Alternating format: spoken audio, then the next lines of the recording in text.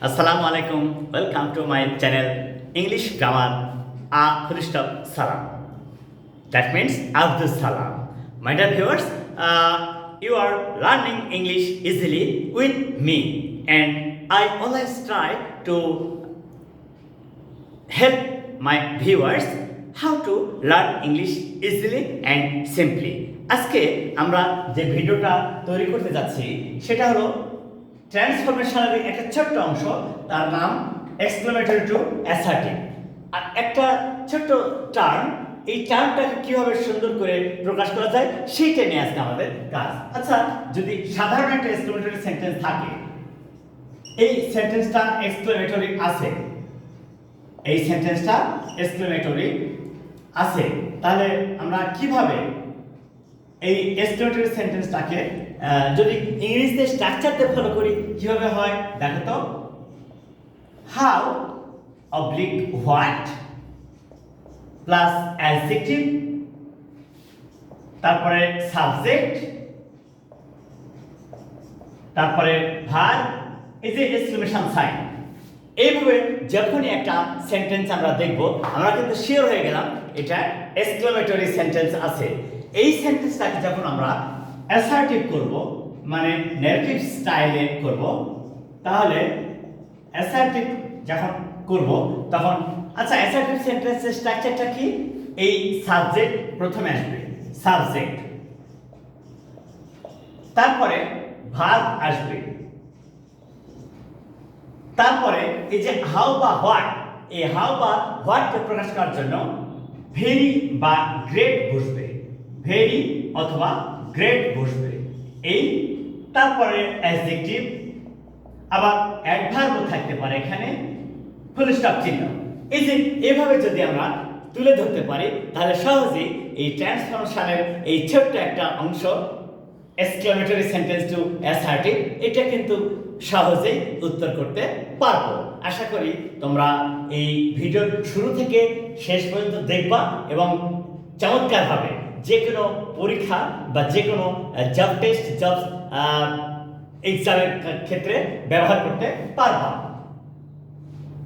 আচ্ছা, এক্সক্লেমেটরি সেন্টেন্সে যদি থাকে how nice the flower is, how nice the flower is, এই যে এইটা একটা এক্সক্লেমেটরি সেন্টেন্স থাকলো। তার আগে একটু ছোট্ট কথা বলে নিই যে আসলে এক্সক্লেমেটরি সেন্টেন্সটা কি। The sentence which expresses sadness, feelings, emotion, sorrows, sadness, excitement, joy and charm. We call it exclamatory sentence. And assertive sentence that indicates the narration or the declaration of anything. Just a statement. Just a statement. Look at it please. এটাকে আমরা এখন এই narrative style বা assertive sentence বা statement তৈরি করব।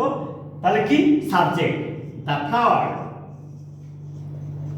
The flower is very nice.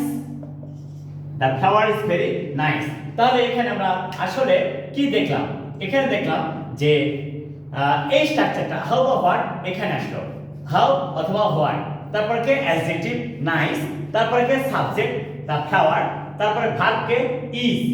আচ্ছা, এবারে এক্সক্লেমেটরি থেকে অ্যাসার্টিভ যখন করছি তখন সাবজেক্ট কে, এই যে এই সাবজেক্টটা এখানে চলে আসলো, সাবজেক্ট একই সাবজেক্ট, ওকে।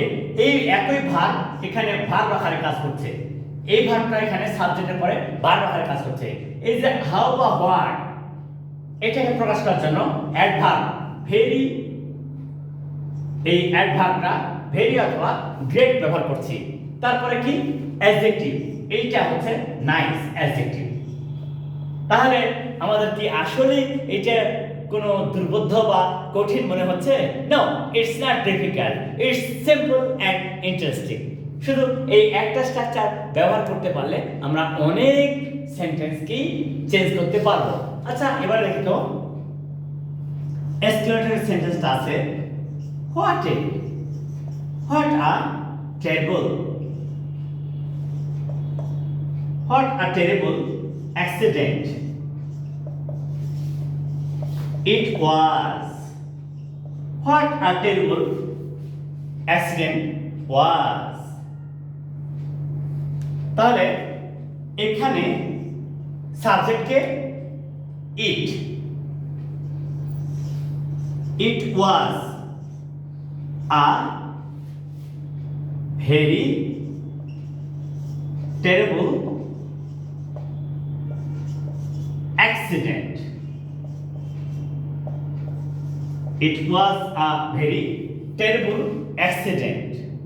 তাহলে কত সহজে আমরা এই এক্সক্লেমেটরি সেন্টেন্সটাকে অ্যাসার্টিভ সেন্টেন্সে রূপান্তর করতে পাচ্ছি। এই পারবো এটাই স্বাভাবিক, শুধু আমাদেরকে একটু সচেতন হয়ে এই স্ট্রাকচারটা ফলো করতে হবে, তাহলেই সম্ভব, তাহলে একেবারেই সম্ভব এবং চমৎকার। আচ্ছা, আমরা যখন দেখি যে একটা সাধারণ সেন্টেন্স শুরু কি থাকে, ইফ অথবা হ্যাড অথবা ইফ হ্যাড উড দ্যাট অথবা ও দ্যাট। এই যখনই সেন্টেন্সের শুরুতে এগুলি থাকবে তখন তুমি ধরে নেবা যে এটা এক্সক্লেমেটরি সেন্টেন্স আছে, তাহলে এটা এক্সক্লেমেটরি সেন্টেন্স এর লক্ষণ। এটাকে যখন আমরা অ্যাসার্টিভে রূপান্তর করব, এই সব কয়টা উঠে হবে আই উইশ। তাহলে এই সব কয়টা উঠে কি হবে, আই উইশ। তাহলে কিন্তু অ্যাসার্টিভ সেন্টেন্স হয়ে গেল। কেমন? If I were a child again, if I were a child again. আচ্ছা, শুধুমাত্র ইফ চেঞ্জ হয়ে আই উইশ হবে, আর এই মূল সেন্টেন্সের কোনো চেঞ্জ হবে না।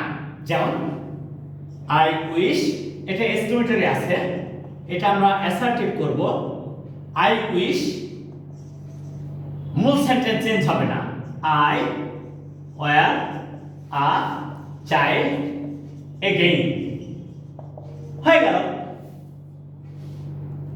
তাহলে কত সহজ যে এক্সক্লেমেটরি সেন্টেন্সে যদি ইফ হ্যাড উড দ্যাট ও দ্যাট থাকে, ওদেরকে অমিট করব, চেঞ্জ করব কি দিয়ে, আই উইশ দ্বারা। আর মূল সেন্টেন্স কোনো চেঞ্জ হবে না, মূল সেন্টেন্স যা আছে তাই হবে। আশা করি তোমাদের এটা আর কোনো সমস্যায় থাকবে না। এর পরের স্ট্রাকচারটা দেখি তো। আচ্ছা, আমরা যখন কোনো কাজ করি, কখনো কষ্ট পাই, কখনো দুঃখ, কখনো আনন্দ, কখনো লজ্জাও লাগে। কারো কারো কাজে আবার মানুষের লজ্জা লাগার ব্যাপারটা আছে। যেমন দেখো, ফাই, এটা এক্সক্লেমেটরি আছে, ফাই সিসি। ফাই এর অর্থ কিন্তু বাংলাতে সিসি। ফাই হি ডাজ নট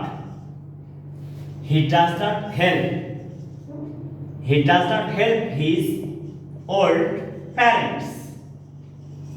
আচ্ছা, সে যে তার ওল্ড প্যারেন্টসকে সাহায্য করে না, এটা কি আনন্দের কথা না লজ্জার কথা? এটা কিন্তু লজ্জার কথা। তাহলে এই লজ্জাজনক ওয়ার্ডটা আউট হবে, ইট ইজ শেমফুল দ্যাট। তাহলে এটাকে আমরা যদি অ্যাসার্টিভ সেন্টেন্স করি, চেঞ্জ করব, তাহলে কি হবে, ইট ইজ শেমফুল দ্যাট, মূল সেন্টেন্স চেঞ্জ হবে না, হি does not help his old parents. এইভাবে হবে। আসলে শুধু এই লজ্জাজনক ওয়ার্ডটা আউট হবে, ইট ইজ শেমফুল দ্যাট। ঠিক দুঃখজনক যদি ওয়ার্ড হয়, সেটা কেমন হবে, exclamatory, alas, I have lost my purse. Alas, I have lost my purse. তাহলে এই alas এটা কি দুঃখজনক ওয়ার্ড না? ওইটা হবে, it is a matter of sorrow that. তাহলে এটাকে আমরা যখন অ্যাসার্টিভ করব, তখন কি হবে, it is a matter of sorrow. It is a matter of sorrow that I have lost my purse. I have lost my purse. এইভাবে অনেক সহজেই কিন্তু এই সেন্টেন্স তৈরি করা যায়। আচ্ছা, যদি আনন্দদায়ক ওয়ার্ড হয় তাহলে কেমন হবে? এক্সক্লেমেটরিতে কি থাকবে? হুররা,